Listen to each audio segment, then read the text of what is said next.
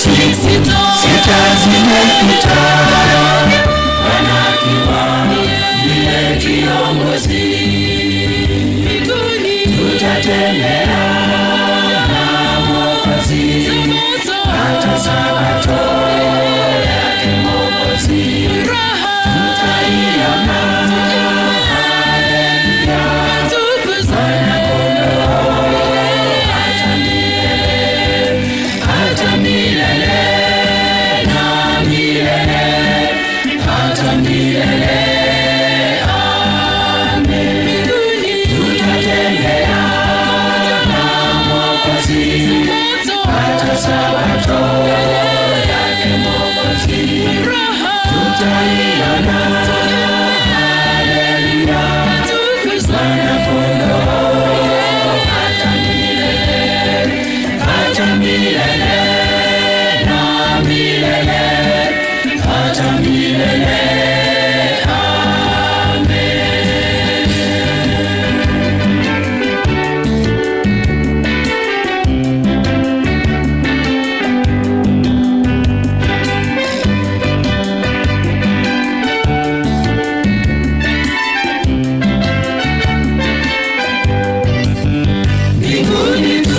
Kusanyika wote kila Sabato mbele yako Bwana, tutakuwa wote jamii moja, Mungu mmoja na imani moja.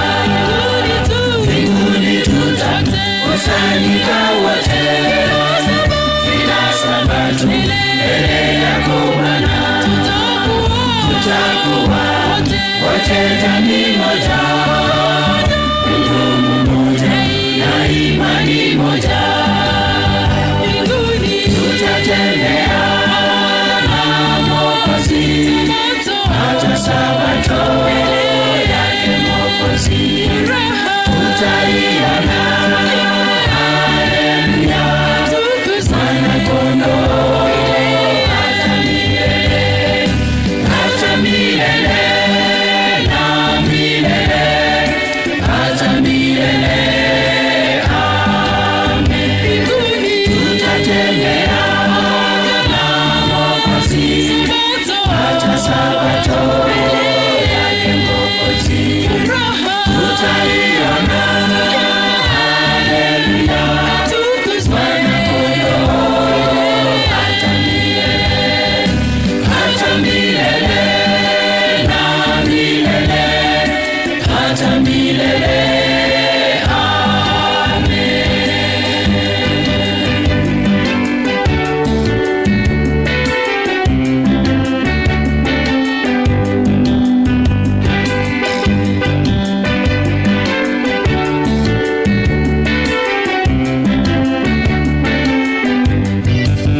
Kila mtu tamwona Mwokozi, kila mtu taona kwake Mwokozi hata tutembeza mji, tutaona vile ulivyo.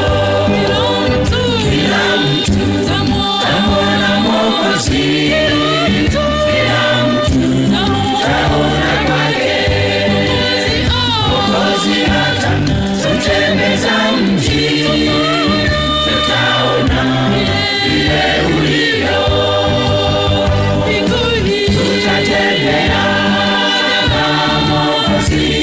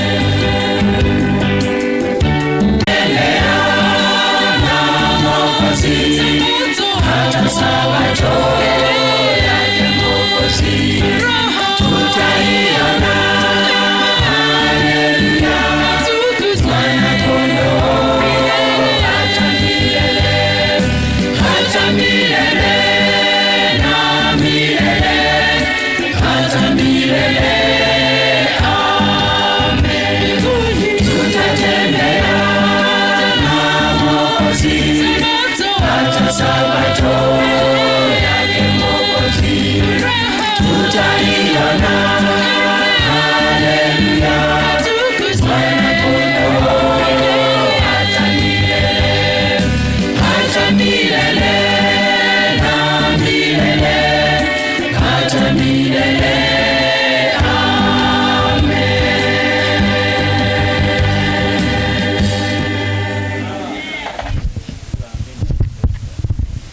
Tunasemaje? Amen. Hiyo ndio furaha tutakuwa nayo tukifika kule mbinguni. Na tunafurahia kwamba makambi yameanza sawa na yanaendelea sawa. So tuendelee kualika rafiki ili naye aweze kulipokea ili neno.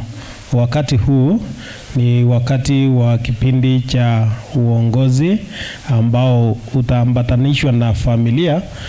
So pastor akiwa tunaomba kwamba aweze kusimama ili aweze kutuendeleza katika hiki kipindi. Ni wangapi pamoja nami tunamkaribisha pastor? Asante. Niruhusu niombe ndiposa pastor asimame aweze kuendelea. Tuombe. Mungu Baba, ni asante kwa makambi ya mwaka huu. Asante kwa vile umekuwa nasi tangu asubuhi hadi wakati huu. Imefika wakati ambapo tunaingia katika kipindi kingine pia. Tunaomba kwamba Roho Mtakatifu asidi kuwa nasi na asidi kumuongoza mnenaji kwa wakati huu atakaposimama na atakaponena. Baba, mtumie kadri ya mapenzi yako. Hebu nasi uweze kutufanya roho zetu siwe tayari kupokea ujumbe ambao umetuandalia kwa wakati huu. Ndilo ombi letu kupitia kwa jina la Yesu Kristo ambaye ni mwombezi wetu. Amen. Pastor, karibu na uweze kuendelea. Asante. Jamani, habari za mchana? Njema sana. Si ndio? Kwaya wameimba vizuri sana. Haleluya. Mbona hamjawapa amina kubwa na nyie bwana? Amina. Bado. Amina. Hawa lazima tuwapongeze. Hiyo kazi wanafanya sio mdogo. Mimi napenda sana kusikia watu wanaimbia Mungu. Na mara nyingi nawapa support waimbaji. Haleluya. Kwa sababu kama tusingalikuwa na kwaya, sijui kanisa hili lingekuwa namna gani.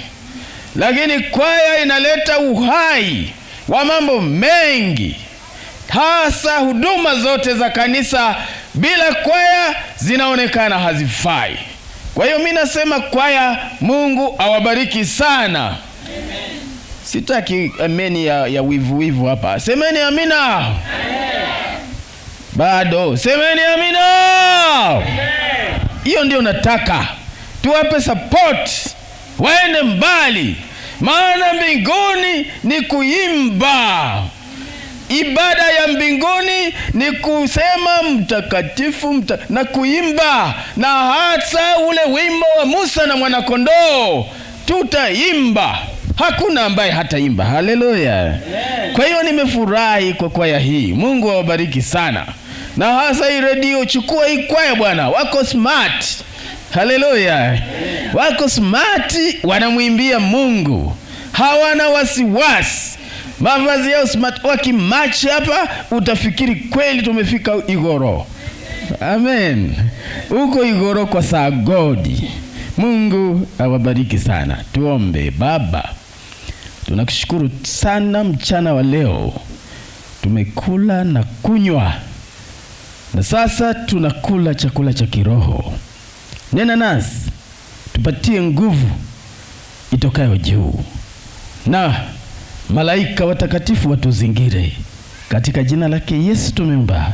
Amen. Kwa hiyo tunajifunza habari ya uongozi kidogo sana. Muda wangu si rafiki. Mahubiri ya jioni yananisubiri. Haya, family life inanisubiri. Ni sasa hivi tu. Na time ndio hiyo. Nitawaomba dakika chache za mahubiri baadaye. Leadership. The importance of understanding spiritual gifts. Hiyo karama za rohoni, karama za kiroho, umuhimu wa kuzifahamu na kuzitambua karama za roho, za rohoni. Sasa anasema waweza kujifunza karama hizi za rohoni, kwa sababu bila hizo kanisa haliwezi kusimama.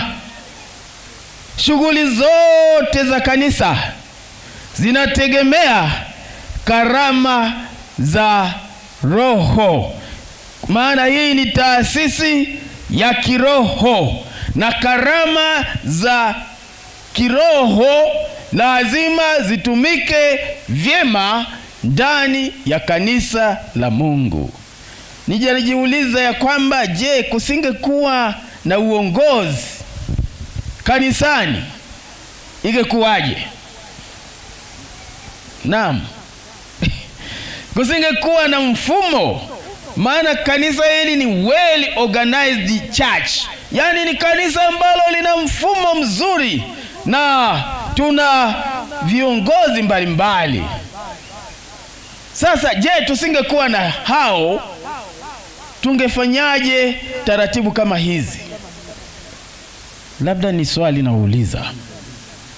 Tungefanyaje? Tungekuwa kama mbuzi asiyekuwa na mchunga. Inaambaa tu. Lakini Mungu ni mwema, akalipatia kanisa mfumo na taratibu nzuri za kuliongoza kanisa lake kwa kutumia zawadi alizotupatia za kiroho. Haleluya! Ndio maana tuna wanaoimba, wanaoimba wako. Kuna mama mmoja hapa napenda, ana smile, ana march, hakuna kununa, maana mbinguni, kanuni ya mbinguni ni kufurahi. Haleluya! Hakuna kununa, na asiye na mwana aeleke jiwe. Mnajua jiwe? Unabeba mgongoni jiwe na wewe unajifanya unaweka kabebi, kumbe uko na jiwe. Usiye na mwana aeleke jiwe. Sasa hizi karama tumepewa na Mungu ili mwili wa Kristo ujengwe sawa sawa, ambao ni kanisa la nini? La Mungu. Na utazitambuaje karama hizo? La kwanza, la pili, je, zina faida gani hizo zawadi ambazo Mungu ametupatia? Labda mniambie zina umuhimu gani? Nataka watu wape mic, aniambie hizi zawadi zina umuhimu gani na kwa nini ni muhimu wa kujifunza karama hizi. Anasema, ngoja nianze ya kwanza. Ni muhimu, nivae mwani kidogo. Ni muhimu kwa ajili ya ukuaji wa mwili wa Kristo, na yani jambo la kwanza, kwa ajili ya ukuaji wa kanisa ni lazima tuwe na karama za kiroho kanisani. Kwa mfano wa karama hizo ni ipi? Nani atuambie karama ya kiroho mojawapo? Wengine wataniambia kutabasamu, kusmile. Hata hiyo ni karama. Ndio. Kuimba. Kuimba. Kuomba. Asante sana. Kuomba, maombi. Hiyo ni karama. tena kubwa sana. Na hata hapa nilikuwa naulizia time fulani, kamati ya maombi iko wapi? Itupangie taratibu za maombi, na wakati tunahubiri hapa wao wanaendelea na maombi, maana maombi ni pumzi ya uhai ya Mkristo. Haleluya! Lazima kuwe na kamati ya maombi. Labda kama mnaamua kuishi kienyeji tu, lakini watu wa Mungu, hiyo kamati ina nguvu katika kanisa la Mungu. Kamati ya maombi lazima iwepo. Hata wanaombea familia zingine wana ratiba ya maombi, na siku ya kufunga wanaweka ratiba vizuri. Sijui huku kwamba kwa nini sijaiona, lakini tutajua kamati hiyo tutapata wapi. Asante. Kamati ya maombi, hiyo karama ya maombezi iko, maombi na maombezi nyingine. Kufunza, ualimu. Sawa. Ualimu nayo imetajwa kwamba kuna hiyo ya ualimu, na nyingine kuhubiri. Tumeona hapa kuna watu wako na karama ya kuhubiri. Hiyo ni karama ya maana sana pia, lakini ualimu ni ya maana zaidi kushinda hata kuhubiri, si ndio? Maana kufundisha, unaweka darasa. Kwa hiyo wanafunzi wanauliza maswali, kunakuwa na challenges, mnaulizana maswali. Lakini huku kuhubiri hakuna maswali. Kwa hiyo ya kufunza ni ya muhimu kuliko ya kuhubiri. Haleluya! Japo karama zote zina nguvu sawa, lakini kiutaratibu kufundisha kuna nguvu zaidi ya kuhubiri. Sasa anasema ili kuelewa, tujue nini karama zetu. Maana mwingine anaweza akawa anaota ndoto zake tu, anasema ni karama, kumbe ameshiba ugali. Anaota ndoto kwamba kesho asubuhi sana tutaenda mlimani. Lakini mapenzi ya Mungu, je, ndivyo yanavyotaka hivyo? Kumbe ni ndoto zimekuja tu za ugali. Najua ukishiba sana ugali kama nilivyoshiba leo, unaweza ukajisahau. Lakini ziko nyingi, tutazipitia taratibu kwamba zinatufahamisha nini. Nyingine kwa ajili ya kutoa, kumbe ni ili niweze kudokoa pesa ya kanisa. Kuna watu wa namna hiyo tu. Kumbe ikipita, una mikono ambayo haiko safi. Pesa ikipita hivi haiwezi ikapita salama, itabaki kidogo au itapita sawa sawa. Sasa utajuaje kwamba hiyo ni karama ambayo Mungu amekupea ili uweze kutoa hesabu?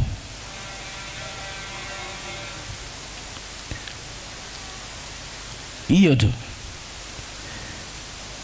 Alafu nyingine ni kuleta utukufu kwa Bwana.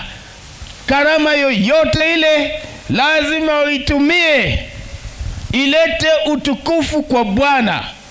Mungu atukuzwe kwa kupitia hiyo karama ulio nayo. Lakini wengine karama zao wanazitumia kwa kiburi na kujiinua.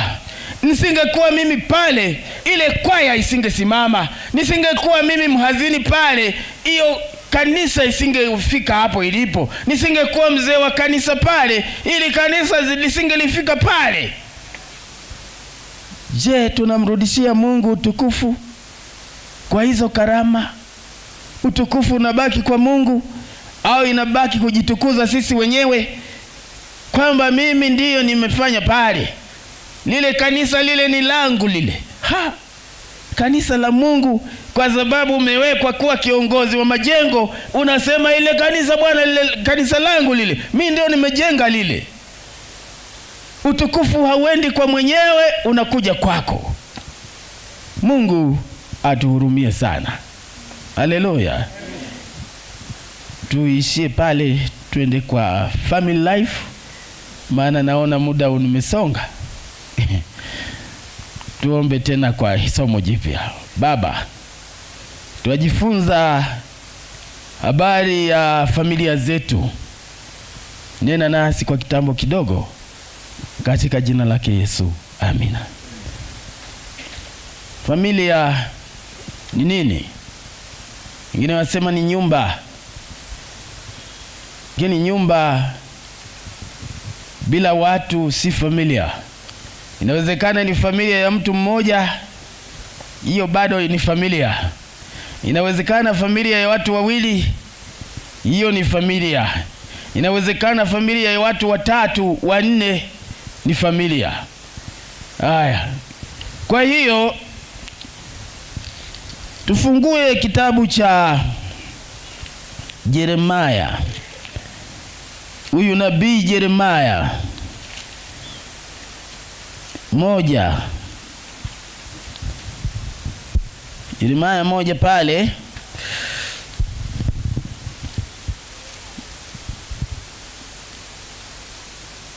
katika 1 fungu la 5 anasema, kabla sijakuumba katika tumbo nalikujua, na kabla hujatoka tumboni nalikutaka.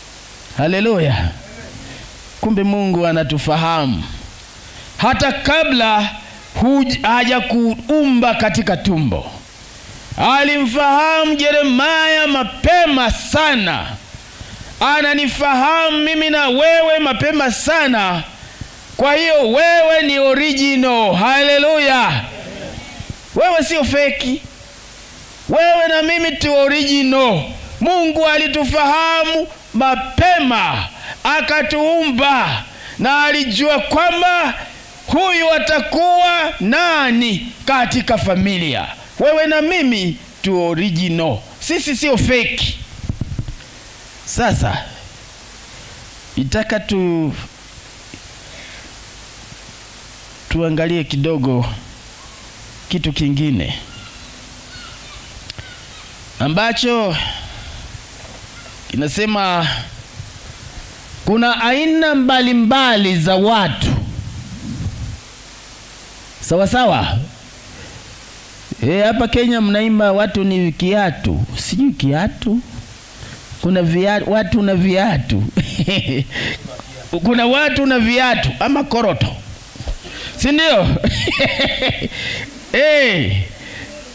Koroto inabeba uchafu wote. Inakanyaga hata choo, toilet, kwa koroto. Itabeba uchafu mwingi. Lakini kuna aina mbalimbali za watu. Na hata kanisa la Mungu lina aina mbalimbali za watu. Na sasa leo nataka tuone aina ziko 10 za wanaume na 10 za wanawake. Sasa sijui wewe uko wapi katika aina hizo. 1, kuna mume ambaye ni panado husband. Ana tabia ya kutumia mke wake kama kitulizo cha maumivu na matatizo anayokumbana nayo, hasa anapokwazwa. Nakuta janaume lizima linakuja linajiangusha, mke wangu huko mimi nimekwazwa leo kazini sana. Sasa mama ndio anamfariji, amekuwa panado. Sawa sawa. Alafu huwa mwanamume huyu anapenda mke wake anapohitaji kitu fulani kutoka kwa mkewe. Akishapata anamuona si lolote wala si chochote kitu kisichofaa. Ni mwanamume mjanja sana, kwani amejifunza udhaifu wa mkewe, kisha anautumia huo udhaifu kupata ahueni ya matatizo yake. Akifanyiwa jambo baya lolote anamweleza mke wake. Hata kazini leo hajafurahi, anakimbia kwa mkewe. Leo amepewa barua ya onyo kule kazini, yeye anakimbia kwa mkewe. Mama naye linadeka anadeka, mama nisaidie hiki, mama hali sio nzuri. Kwa hiyo ni mwanamume aina ya panado. Alafu mume aina ya pili ni mume ambaye ni kupe au mnyonyaji, parasite husband. Mume ambaye ni mvivu na mzembe, anamtegemea mkewe kufanya kazi, yeye ni kunyonya tu, hasa mke wake anapokuwa na uwezo wa kifedha. Mume huyu anatumia upendo huo kumdanganya mkewe ampe fedha, kisha apate kuzitumia kwa mahawara zake. Wako na manyumba ndogo, wako na nyumba ndogo. Huyu anaona mke kila siku anakuja anaomba pesa kwa mkewe, yeye hataki kufanya kazi kama ilivyo kwa wanaume wengine. Sijui hapa Kisii wapo. Anakuja yeye ni kuomba tu, ni parasite. Kwa hiyo wanaume, leo ni zamu yenu. Angalieni usiwe parasite. Haleluya. Ambia mke wako tufanye kazi, tusiwe maparasite kwa familia. Fanya kazi, acha viombee vya wazee vile vya kwenda kukaa kijiweni na mabakora makubwa na makofia na masuti. Unaenda kijiweni kutwa, unarudi unaambia mama dishi liko tayari, na hujaleta chochote. Wewe ni mwanamume parasite, hufai kwa kanisa la Bwana. Haleluya. Namba 3, mume ambaye ni litoto tu, baby husband. Mume ambaye akiumwa anadeka sana kuliko mwanamke, hajui wajibu wake kama mume, na pia anakuwa kama mtoto mdogo wa kulelewa. Hawezi kufanya maamuzi. Mambo yanapokuwa yameharibika hapo nyumbani, anakimbia kwa wazazi wake badala ya kujadiliana na mkewe. Wako wanaume namna hiyo. Naenda kwa huko Nyaribari huko Nyaribari kutafuta ushauri kwa mzazi, anaacha mkewe hapa, anaenda huko. Hilo halijakuwa ni litoto. Sijui kama kuna wanaume watoto bado. Anasema aina ya mume huyu anamlinganisha mke wake na mama yake, afanye kama mama alivyofanya akiwa mtoto. Panapo kuwepo na ugomvi kati yao, atapeleka mambo huko kwao au kwa marafiki zake. Mume namba 4, mume ambaye ni mtalii, visiting husband. Mume ambaye wakati wote hayupo nyumbani, anakuwa kazini, anakuja nyumbani kwake kama anavyotembelea mahali fulani tu. Muda mwingi anautumia safarini au ugenini kuliko kwake. Watoto wanapomwona baba ni mtalii, nyumba yake inakuwa nyumba ya wageni. Kunakuwa kwake kama nyumba ya wageni tu. Mke ndiye anayejua mahitaji yote ya watoto na kuugua kwao na matumizi ya shule. Hatunzi vyema familia yake, hana habari juu ya matatizo ya watoto na mke wake. Hakumbuki hata watoto wake walizaliwa lini, wala hajui wako wangapi. Hana kumbukumbu sahihi. Una wanaume hapa, hata ukiuliza mtoto wako amezaliwa lini hajui. Jina lake wengine wanasema wala mimi sijui. Kazi yake kuzaa. Akimaliza ni mtalii, anazunguka tauni nzima. Jioni anarudi dakika 2, ameondoka, ametoka. Ni mtalii huyu. Nyumba yake anaona kama kituo cha polisi. Akai. Huyo ni mwanamume ambaye anaitwa mtalii au visiting husband. Lakini kuna mume ambaye ni kapera, bachelor husband, mwanaume ambaye anakuwa kana kwamba hajaoa lakini ameoa. Bado akiangalia anaona waiseke na vijana wale wadogo wale saiga sijui ndio saiga ndio marafiki zake wakubwa, na wazee wale wenye hekima hana habari nao.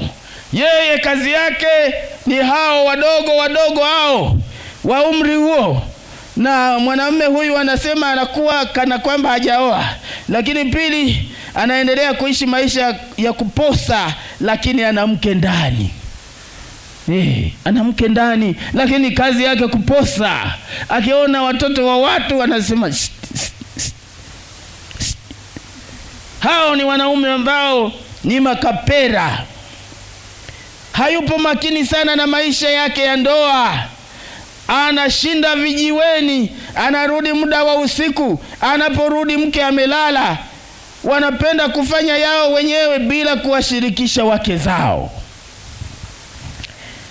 Namba 6, mume ambaye ni tindikali, acid husband. Tabia yake inavyokuwa wakati wote anachemka kama. Kwa hiyo ni sifa yake ya kwanza. Na sifa ya pili, anamchukulia mke wake kama mtumwa kwa kumhudumia. 3, wanapenda wake zao kufanya mambo ya kizamani kufuatia tamaduni. 4, hapendi kuitwa jina lake la kwanza na mke wake. Hapendi matani na mke wake hata kidogo. Anataka heshima yote. Mke hana uhuru wa jambo lolote mpaka apangiwe na mumewe. Mume anataka kila kitu, anadai ni chake. Mume anaporudi nyumbani anahoji mke wake kama vile mtoto mchanga. Anasema yuko wapi, kafanya nini, nani alikuja hapa nyumbani kufanya nini? Kwani mtu akija nyumbani amekuwa ni shetani? Si lazima mtembelewe na marafiki. Na watu wa Mungu wanaotembelewa wanabarikiwa, maana ni wakarimu. Alafu kuna namba 8, tunataka tumalize haraka tuende kwenye vipindi vingine. Namba 8 ni mume ambaye ni wa wote, general husband. General, mwanamume wa kila mwanamke, wote kwake ni sawa. Hawezi kutofautisha mkewe na wanawake wengine. Unaweza ukamwona anampeti mke wa mtu au anamhagi tu mke wa mtu, lakini wa kwake hajawahi kumhagi. Huyu ni mwanamume hatari sana huyu. Na hata hapa Kisii kuna mahali tulienda tukashika mmoja akiwa guest live na bibi wa mtu. Kuna kanisa moja huko juu huko, silitaji jina, lakini pastor tulipoenda hapo, mama akasema kuna mume wangu mahali fulani amekuja kanisani, ametoroka ameenda huko. Ikabidi saa tuko kanisa, katushtua, tukatoka kama maaskari wa Yesu, karibu tupigwe mawe, tukakuta wako guest house. Kwa hiyo huyu mwanamume wa namna hii anawapenda wanawake wengine zaidi kuliko hata mke wake.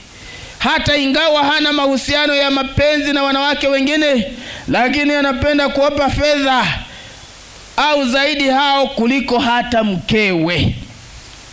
Anakuwa mchangamfu zaidi anapokuwa na jinsia ya kike kuliko mwanamume.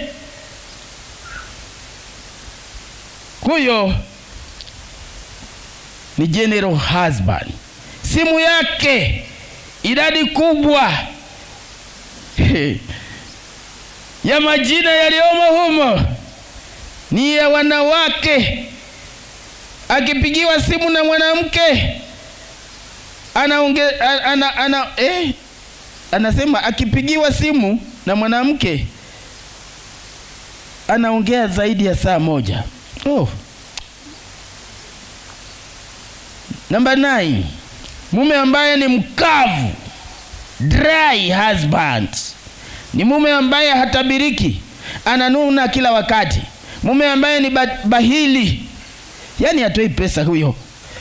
Ni bahili sana, mchoyo, mchungu. kama mwiba.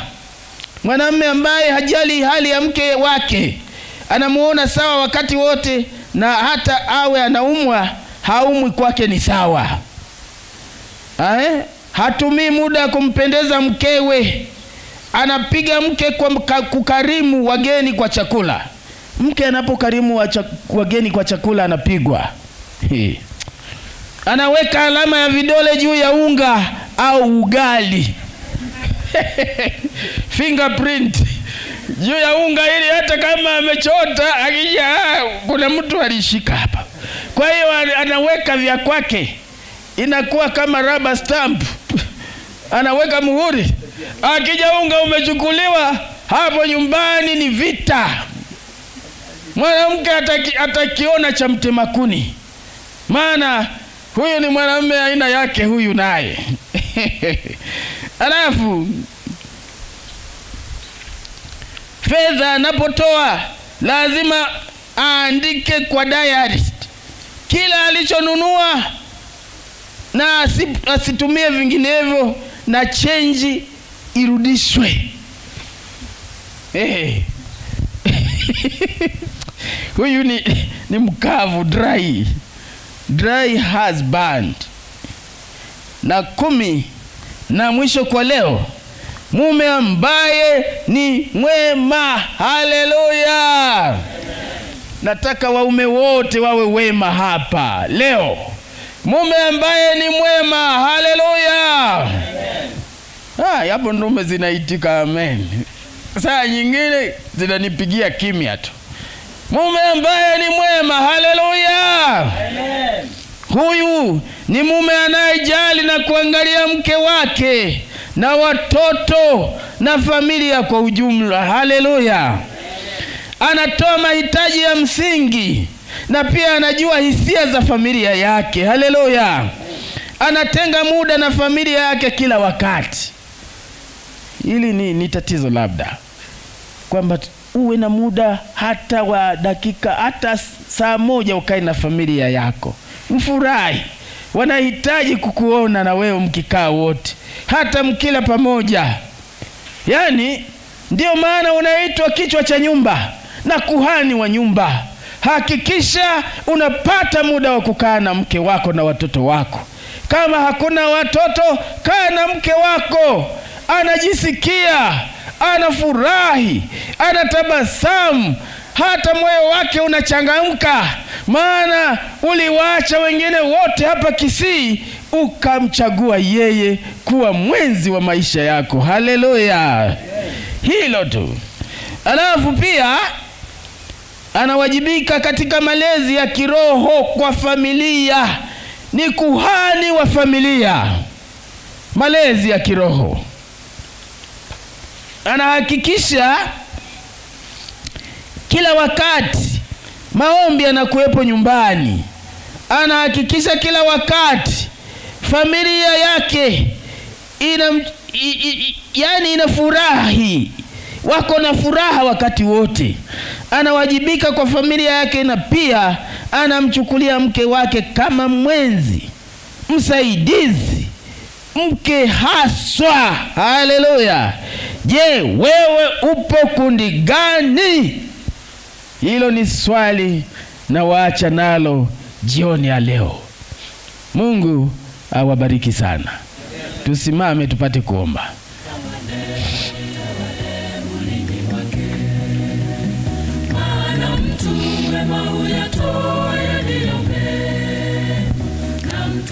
Baba, tumejifunza ya kwamba sisi sio photocopy, sisi ni original.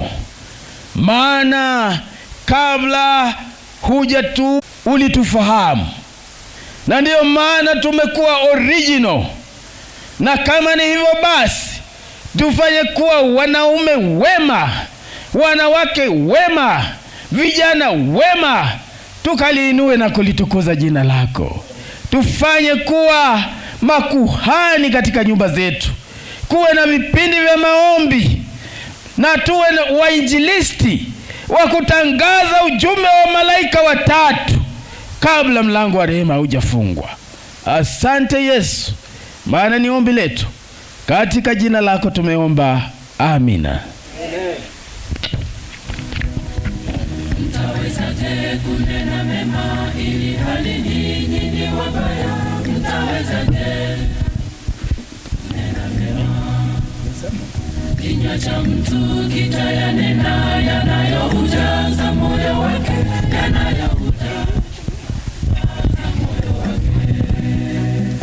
Mtawezaje kunena mema ili hali ninyi ni wabaya? Mtawezaje kunena mema? Kinywa cha mtu kitayanena yanayoujaza moyo wake, yanayoujaza moyo wake. Bwana mtume. Chachi kwaya mtakuja kwa wimbo mmoja. Mnenaji anapoendelea kuja. Church kwaya utakuja kwa wimbo mmoja. Tafadhali tuokoe wakati. Tuokoe wakati. Church kwaya ni dakika chache sana.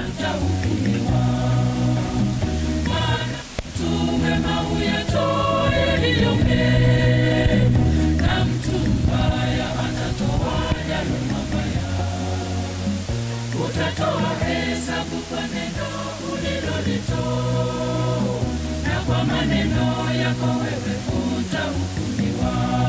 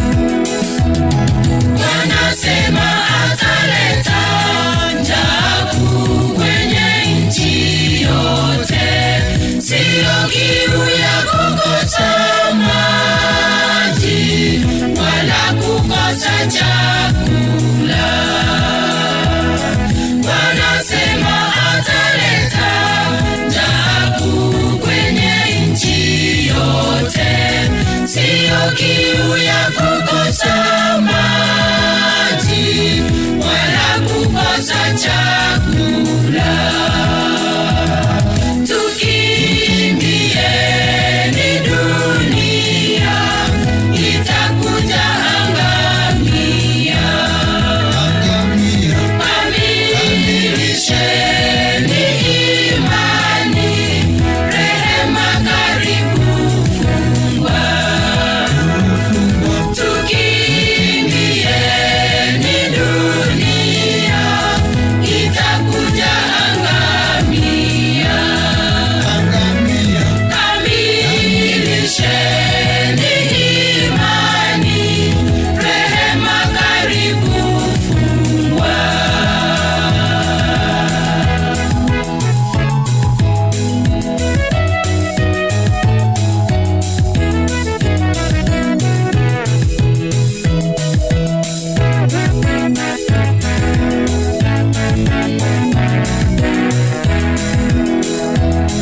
Hivyo Bwana tuagiza, twende kwake ili tununue dawa ya macho ili tuone giza litakapokuja. Hivyo Bwana tuagiza, twende kwake ili tununue dawa ya macho ili tuone giza litakapokuja. Hivyo Bwana tuagiza, twende kwake ili tununue dawa ya macho ili tuone giza litakapokuja. Tukimbieni dunia, itakuja angamia. Kamilisheni imani, rehema karibu fungwa. Tukimbieni dunia, itakuja angamia. Kamilisheni imani, rehema karibu fungwa.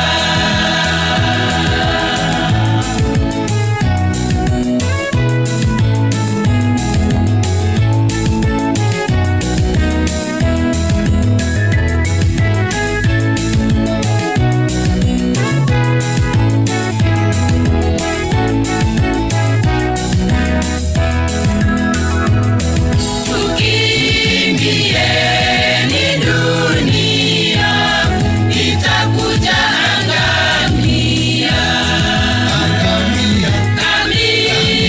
Kamilisheni imani, rehema karibu fungwa. Tukimbieni dunia, itakuja angamia. Kamilisheni imani, rehema karibu fungwa. Wakiwa wanasimama hivyo, tusimame sisi sote tuweze kuomba. Na tuombe. Baba mtakatifu na Mungu wetu ambaye unatupenda, tumekuja tena miguuni pako. Tunakushukuru kwa sababu umekuwa pamoja nasi tangu asubuhi hadi wakati huu. Baba, tunaomba hata kipindi kinapoenda kuingia, tunaomba uweze kutuongoza kupitia Roho Mtakatifu ambaye amekuwa pamoja nasi tangu asubuhi hadi wakati huu. Tunaomba asidi kuwa mwalimu wetu hata tutakapomaliza mipangilio yote ya siku ya leo.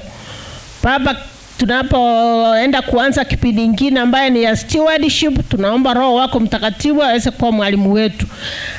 Tunaomba uweze kuongoza mnenaji ambaye anaenda kutuongoza, uweze kumjaza na nguvu za Roho Mtakatifu ili yale yote anapoenda kutufunza yaweze kupata nafasi katika mioyo yetu na yaweze kutusaidia katika maisha haya. Baba, tunaomba mapenzi yako yatimike vile yalivyo mbinguni, kwa sababu tumeomba tukiamini kupitia jina la Yesu aliye mwombezi wetu. Amen.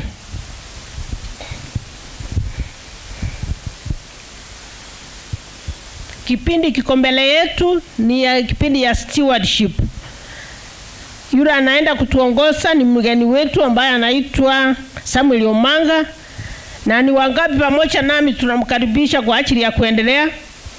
Umekaribishwa.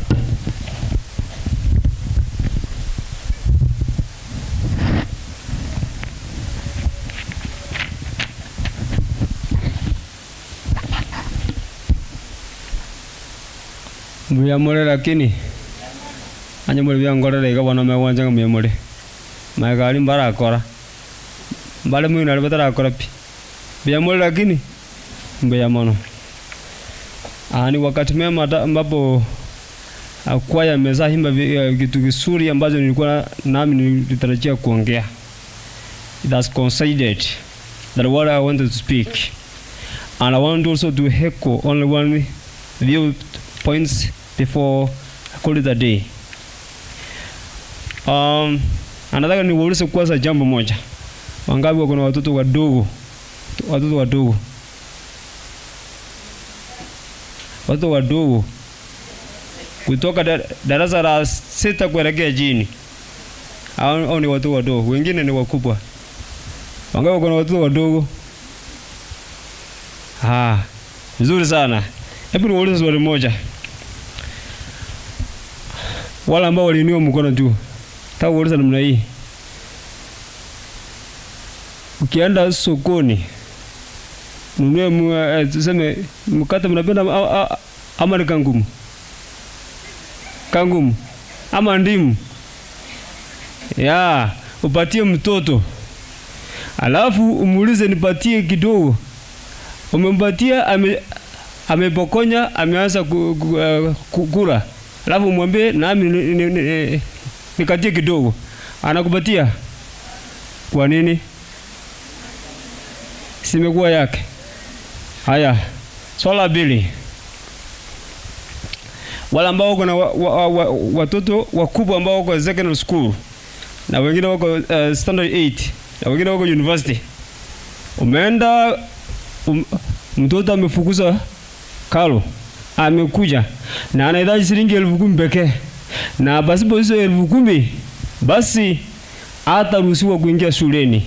Alafu uje kwangu ama kwa mchungaji mwingine ama kwa rafiki mwingine umuombe 10,000, akwambie 10,000 nimekupatia sasa hii, chukua ndizo hizi, enda mwanafunzi enda shule, alafu utanirudishia wakati mwingine.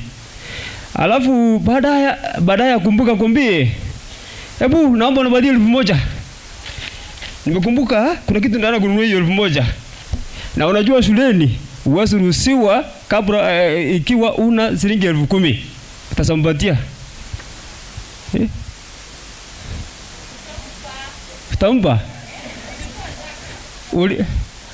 Ulimuomba akakupatia, ukatoka ukaenda na ukafurahi, utaenda shule na utafikisha mtoto shuleni.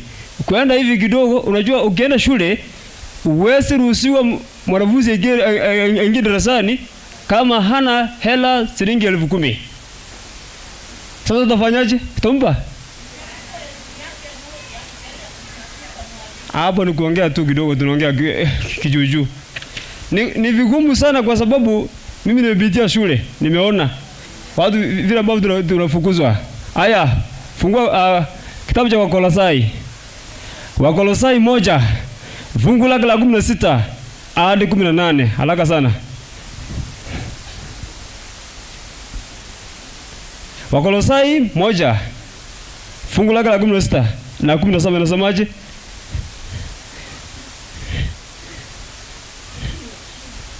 Soma kwa lugha ya Kiswahili. Inasema kwa lugha ya Kiswahili? Yeah. Kwa kuwa katika yeye vitu vyote viliumbwa, vilivyo mbinguni na vilivyo juu ya nchi, vinavyoonekana na visivyoonekana, ikiwa ni vitu vya enzi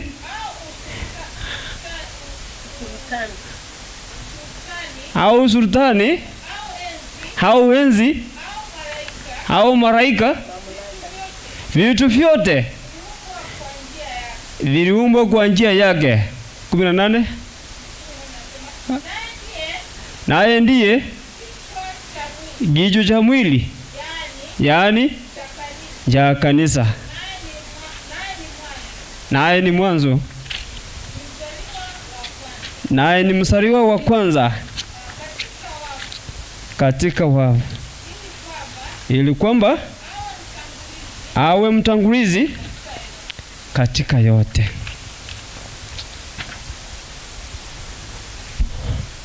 Mtumishi Paulo alikuwa na lengo kuandika kitabu hicho, na lengo hilo ndio hili, kuwatangazia kuwa vitu vyote ambavyo tuko navyo ni vya Mwenyezi Mungu. Hata vile ambavyo uoni, vile ambavyo amekupatia unaona, vyote ni vya nani? Vya Mwenyezi Mungu. Sasa kitu ambacho anahitaji ni kusema asante kwa vitu vile ambavyo amekupatia. Na sio asante tu, ni kujunga vikamilifu. Virtual stewardship.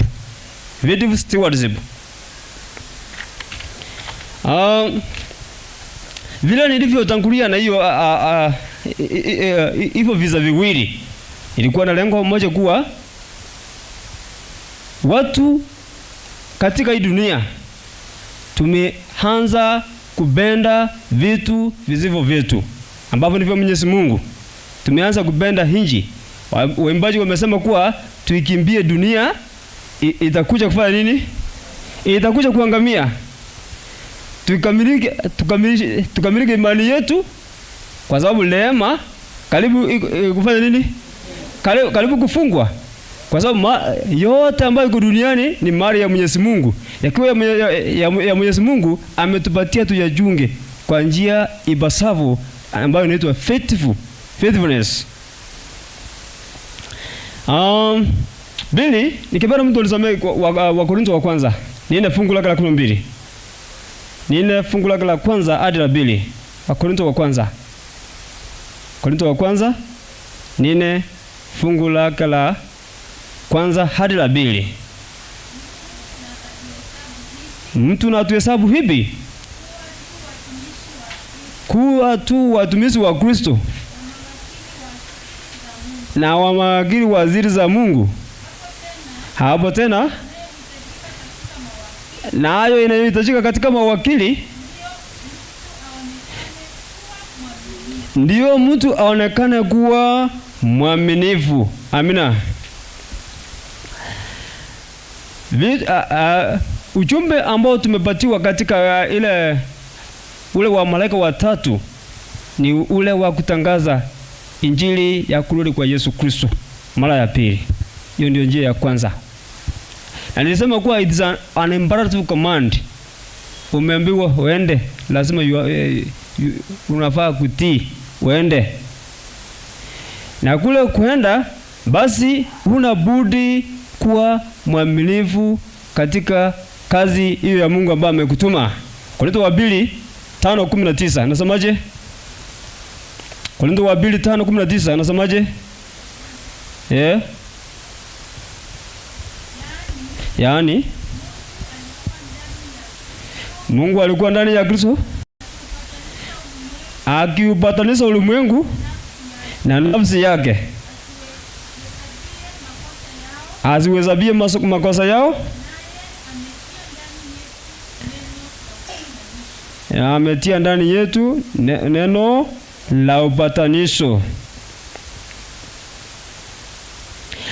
Waadventista wa siku hizi za leo tumepewa jukumu kubwa sana ya kuwa waaminifu wa Mungu katika hii nchi ambayo inaendelea kudhoofika, kwa sababu waimbaji walisema kuwa hii dunia itangamia, karibu itangamia. Basi Waadventista tumepewa jukumu kama hilo, ili watu waweze kutuangalia tu, basi wapate kitu cha kufurahia kutoka kwetu ambacho kitakawasukuma kwa Mungu. Na Njia ya kwanza ni resources ambazo tuko nazo. Historia moja ambayo imewekwa hapo kwa business. Nafikiri kuna watu ambao walifikia hiyo ama wanasikia hiyo historia ya First and Second World War. Tuko pamoja kweli? Yeah? Kuna vita vya kwanza na vita vya pili. First and Second World War. Yeah? Kuna mtu mmoja ambaye alifanya kazi nzuri sana. Na watu ambao walikuwa wanatumika kusambaza huo ujumbe, they were called pigeons. Example, kuna mmoja alikuwa anaitwa Jelham. Jelham alijaribu sana kwenda mizeni 12. Alijaribu sana kwenda huko.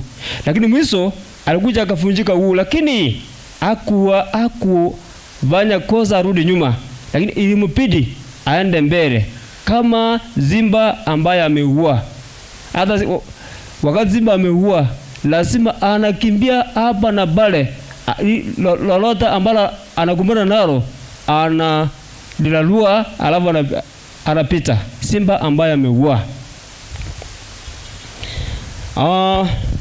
Timotheo wa 2:3 fungu lake la kwanza hadi 5. Nasemaje?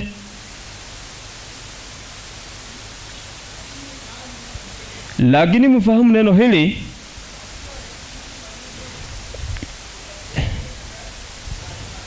kutakuwako na nyakati za hatari. Siku gani? Siku za mwisho.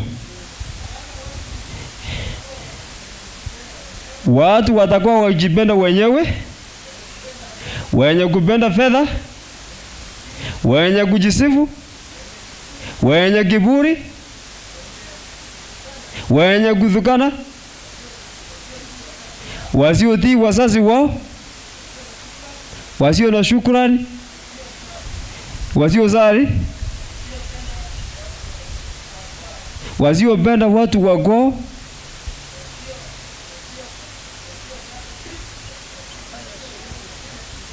wasiotaka kufanya suluhu,